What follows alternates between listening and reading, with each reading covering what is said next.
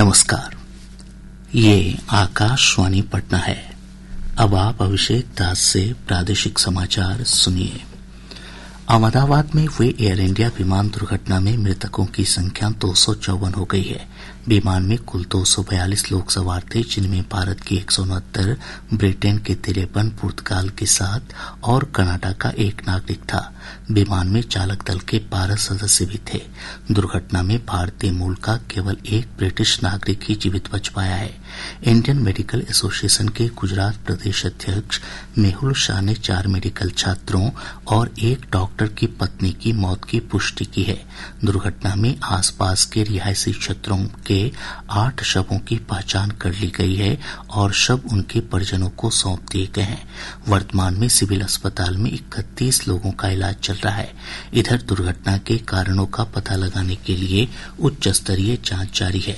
विमान दुर्घटना जांच ब्यूरो की टीम ने दुर्घटना स्थल से विमान का ब्लैक बॉक्स बरामद कर लिया है। अधिकारियों ने कहा है कि विस्तृत जांच के बाद दुर्घटना के कारणों का पता लग सकेगा। भाजपा के वरिष्ठ नेता और पटना साहिब के सांसद रविशंकर प्रसाद ने कहा है कि आतंकवाद के खिलाफ भारत के रुख को वैश्विक समर्थन मिला है। आज पटना में संवाददाताओं से बातचीत में उन्होंने कहा कि प्रधानमंत्री के निर्देश पर विभिन्न देशों के दौरे पर गए प्रतिनिधिमंडलों ने भारत के रुख को विश्व समुदाय के समक्ष रखा। उन्होंने कहा कि सभी देशों ने एकजुट होकर आतंकवाद का विरोध किया और भारत द्वारा चलाए गए ऑपरेशन सिंदूर की सराहना की। श्री प्रसाद ने कहा कि भारत और पाकिस्तान के रिश्तों के बीच तीसरे पक्ष की कोई भूमिका नहीं होगी। नेशनल टेस्टिंग एजेंसी ने मेडिकल पाठ्यक्रमों में प्रवेश के लिए आयोजित नीट यूजी का परिणाम जारी कर दिया है। राजस्थान के हनुमानगढ़ के महेश केसवानी टॉपर बने हैं। वहीं इंदौर के उत्कर्ष अवधिया को दूसरा स्थान हासिल हुआ है। परीक्षा का आयोजन 4 मई को हुआ था। प्रादेशिक समाचार आप आकाशवाणी पटना से सुन रहे हैं। प्रदेश में भीषण गर्मी के चलते आम जनजीवन प्रभावित हुआ है। मौसम विभाग से प्राप्त जानकारी के अनुसार कई जगहों का अधिकतम तापमान 40 डिग्री सेल्सियस से ऊपर चला गया है।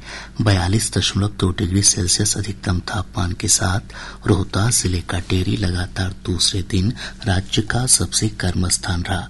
राजधानी पटना का अधिकतम तापमान 40.4 डिग्री सेल्सियस रिकॉर्ड किया गया। आज गोपालगंज, सुपौल, अररिया, पूर्णिया और पटना में गर्म और आर्द्र दिवस की स्थिति बनी हुई है। मौसम पूर्वानुमान में कहा गया कि आज राज्य के उत्तरी, पूर्वी और दक्षिण पश्चिम भागों में कुछ स्थानों पर तेज हवा के साथ हल्की बारिश हो सकती है। आज विश्व रक्तदाता दिवस है। रक्तदान के प्रति लोगों को जागरूक करने और रक्तदाताओं को सम्मानित करने के उद्देश्य से प्रतिवर्ष 14 जून को यह दिवस मनाया जाता है। मानव शरीर में ब्लड ग्रुप की खोज करने वाले प्रतिरक्षा वैज्ञानिक कार्ल लैंडस्टीनर की जयंती पर यह दिवस मनाया जाता है। इस वर्ष रक्तदाता दिवस की थीम है रक्त दें, उम्मीद दें। इस अवसर पर प्रदेश भर में कई कार्यक्रम आयोजित किए जा रहे हैं। नालंदा जिले के हिलसा थाना क्षेत्र अंतर्गत चिकसौरा में पुलिस ने छापेमारी कर एक मिनीगन फैक्ट्री का उद्भेदन किया है। मौके से भारी मात्रा में निर्मित अर्धनिर्मित हथियार और हथियार बनाने के उपकरण के साथ एक व्यक्ति को गिरफ्तार किया गया। इसके साथ ही आकाशवाणी पटना से प्रसारित प्रादेशिक समाचार का ये अंक समाप्त हुआ।